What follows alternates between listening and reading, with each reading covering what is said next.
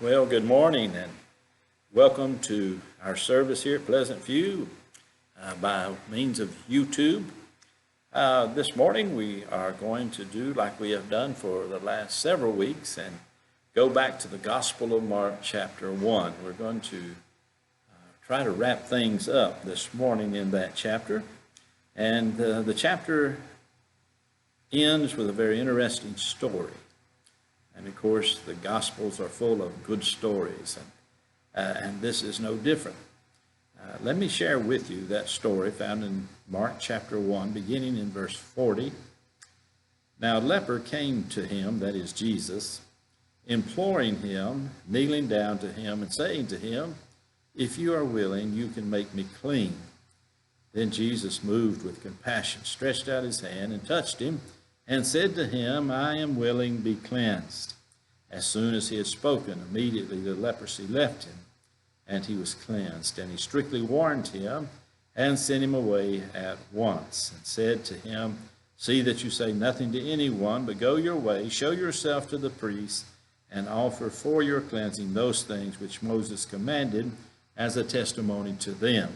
However, he went out and began to proclaim it freely and to spread the matter, so that Jesus could no longer openly enter the city, but was outside in deserted places. And they came to him from every direction. At the end of his second missionary journey, the Apostle Paul wrote a letter to the church, a church that he himself had established in Corinth. Toward the end of that letter, Paul pens a verse which is very familiar to most of us who are familiar with the church and familiar with Christian weddings and funerals and so forth. It's a verse found in the love chapter of 1 Corinthians chapter 13 and verse 13. "And now abide faith, hope, love, these three, but the greatest of these is love." Now, I don't think too many of us would argue the truth of Paul's words. There is nothing much greater than love. It's the force that binds our families together. It's the word that best characterizes what God himself is like. The applications of love and the examples that could illustrate it are numerous, as there are people to experience. And yet, to point out the greatness of love is not to belittle the importance of faith and hope. The three work together in tangent, much like the Trinity, the Father, the Son, and the Holy Spirit. Now, it may be true that without love as our motives, all our good-intentioned efforts are as sounding brass and tinkling cymbals, but how could we face life without faith and hope? Without faith, there would be no believing, no means of accepting the salvation that is ours in Christ Jesus. Without hope, there would be no reason to go on. Now, nowhere is this better illustrated than in the story that makes up our text for this morning, the story of a leper that came to Jesus. Now, notice his problem was not for lack of love, nor was it a faith problem that he's struggling with. As we will see later in the story, he seemed to have quite a bit of faith. So what is the problem? Well, the real issue in his life was for a reason to go on living. You know, so often when people commit suicide, they do so not for want of love or not because they have a lack of faith, but because of hopelessness, the conviction that life is never going to get any better, the absence of light at the end of the tunnel. And yet this leper made a startling discovery about Christ's capacity to deal with life's hopeless moments. So let's look at the story together. Now, we all know that sometimes it seems that life is almost hopeless. I don't know how many times that it robs people's dreams, it steals their hopes of bright tomorrows, it takes away one of their most needed coping mechanisms. You see, when when hope is gone, life does not seem worth living. And this was the situation facing this leper. He found himself in circumstances, very severe circumstances, of which he didn't have anything to do with, couldn't be helped. The worst news that medical science has to give is not a sophisticated diagnosis of a rare disease, but rather the confession that there's no cure. And the first century had no cure for leprosy. Once you had it, life began a slow and gradual and persistent but relentless trek to a painful death. Now, we can identify with that here in this day because of the recent epidemic of coronavirus that is sweeping our country and the world. It gives us sort of an example, a better feel for the terror of hopelessness that this leper must have experienced. But no one could help. It was an incurable disease. No one would help. It was a disease that caused isolation. Leprosy was such a dreaded disease that for fear of its contagion, lepers were isolated from any relationships other than other lepers. Those of you who have family members in a nursing home know what I'm talking about when it comes to being isolated from your loved ones for fear of catching the coronavirus. And it's so sad that so many have died with this terrible disease with no loved ones by their side to go through the valley of the shadow of death with them. But we can thank God this morning that his children never die alone because his presence is with them when they make that move from this world to the next. He is with them when they make that move through the valley of the shadow of death. Well, because of this contagious disease, lepers were banished to settlements set apart just for lepers. They weren't allowed inside the city gates. Their relationships were cut off. They had no contact with their families, their loved ones. They weren't able to pick up their children and hug them and put them in bed at night. They weren't allowed to hug their wives and tell them how much they cared for them. And neither were they able to get in contact and be in contact with other family members. They were alone in the truest sense of the term. They were alone physically, alone emotionally, because they were shunned by those that they came in contact with. Everything I've just mentioned is bad enough, but that's not the worst part. The worst part is the understanding of those in the first century that the leper's condition was a punishment for God for some sin that they had committed. The typical Jew felt that the leper was getting what they deserved. And so it boils down to this again. No one could help because it was incurable. No one would help because they were in isolation. No one should help because these people were getting just what they deserved. They were sinners suffering justly by God's decree. Well, think about all that, and it sounds pretty hopeless, doesn't it? And so we see in this story a man who had lost all hope. And so he finds himself in the midst of life's hopeless moments. And yet, being a believer, we know that life is never as hopeless as it seems. The leper had exhausted the resources of this world, but there were resources that he didn't know about. Jesus had what this man needed to turn his hopeless moments into hope-filled moments. Mark had pointed that out already in the first part of chapter 1. You'll remember that it was the reason for Jesus' early popularity, the power that he had and the use to which he put it. These men and these women who followed him from place to place were amazed at the greatness of the power Jesus possessed. And as we have already discussed, evil spirits were subject to its force, so much so that they had no visible means of doing anything except to obey the voice of Jesus. And now freely this great strength emanated from Jesus through his touch. His virtue flowed to those to whom he ministered, and with it much of his power that could satisfy the demands of the multitudes that were diseased and demon-possessed, power that could meet needs, and power that could bring miracles. And so the crowds came. The miracles were performed. The grace flowed because Jesus had access to a never-ending supply of power. And as a result of all of that, the news spread throughout all the region around Galilee. You see that in verse 28. Well, soon the news of the great man of miracles reached the hopeless ears of an incurable leper. A simple reminder that little light is needed when the room is completely dark. Even a match makes a tremendous difference. And so with the news of what Jesus was doing, a ray of hope began to grow in this leper. Now, was what this leper heard true? Was sight restored to blind eyes? Was strength returned to withered limbs? Were deaf ears hearing again? Were the dead raised to life? Were the lame made to walk again? If these stories were true, then surely this man called Jesus could heal the sores and disfigurement of a leper. And so the stories of the miraculous works of Jesus had made their way to this hopeless leper. Now I ask you a question. What would you do in similar circumstances? I think most of us would do the same thing this leper did.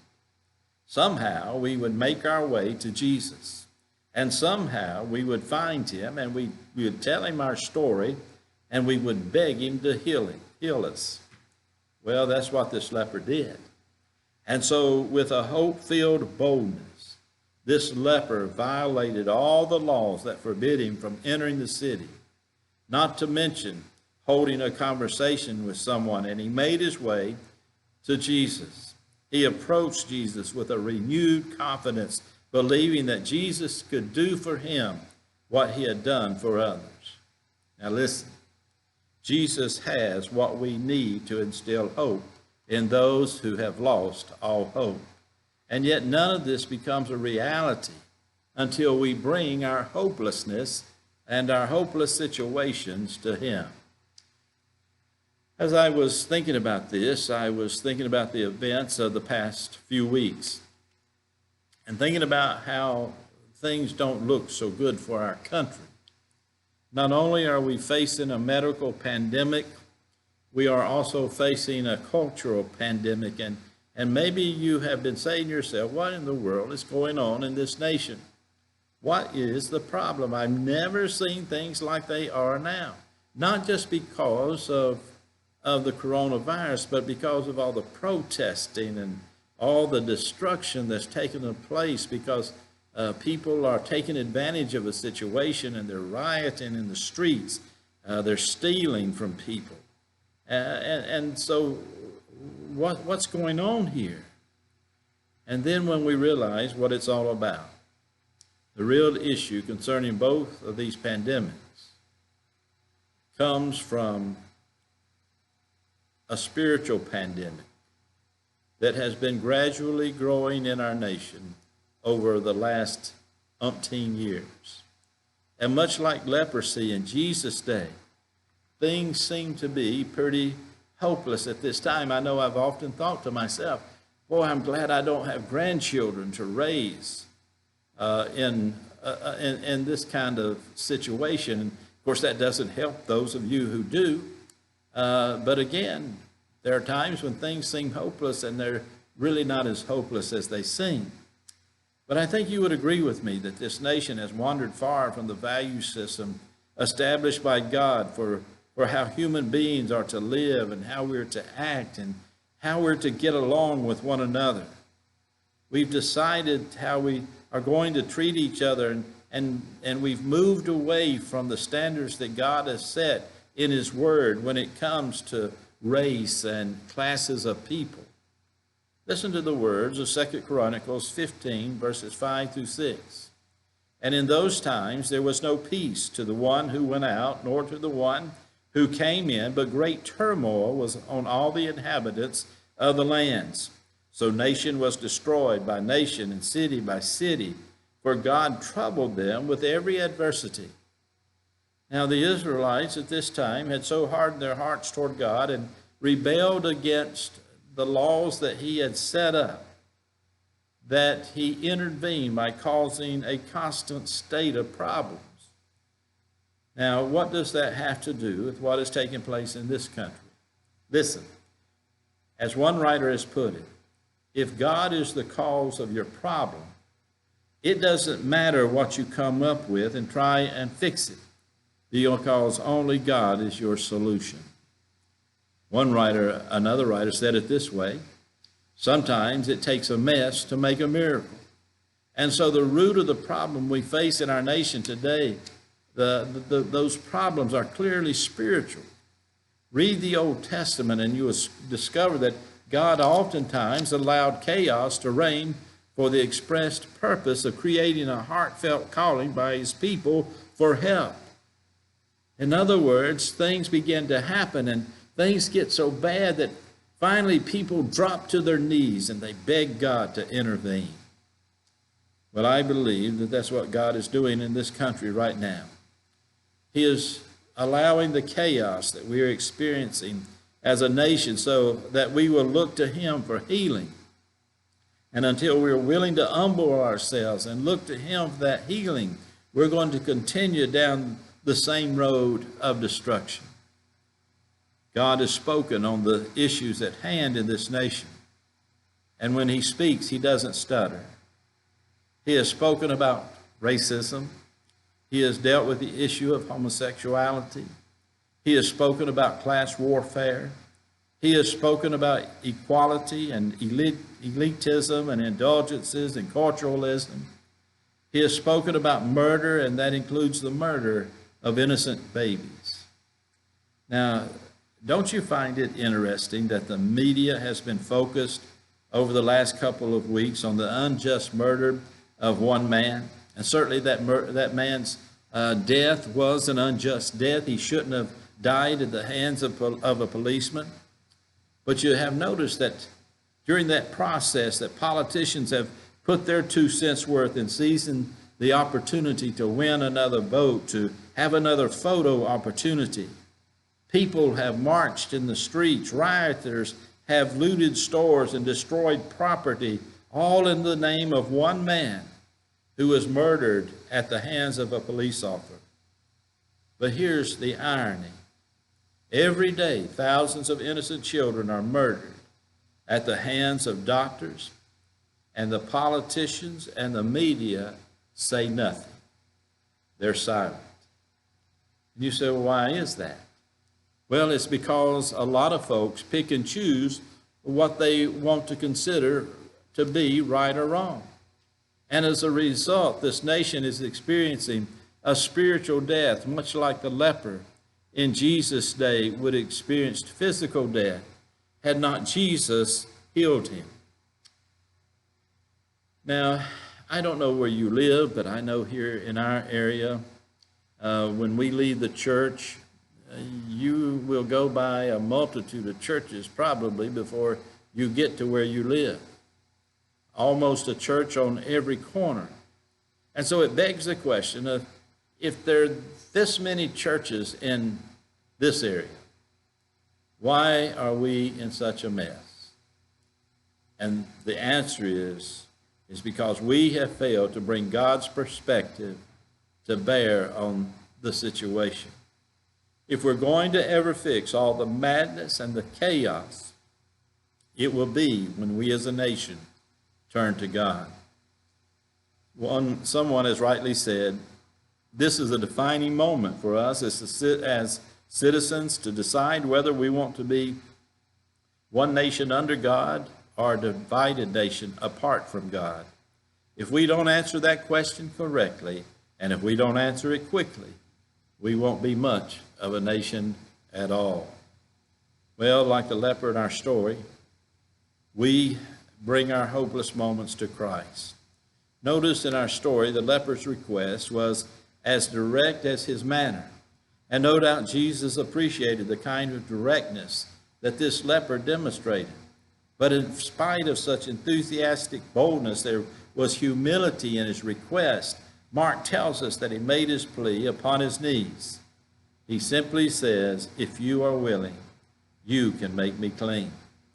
And so you'll notice that Jesus' response was as quick and forthright as the leper's request. We see that response in verse 41. Then Jesus, moved with compassion, stretched out his hand and touched him and said to him, I am willing, be clean. Now notice Not only did Jesus say what needed to be said, but he reached out and he touched the leper, and the leprosy was gone. Not only was the leprosy removed, his hopelessness was gone as well.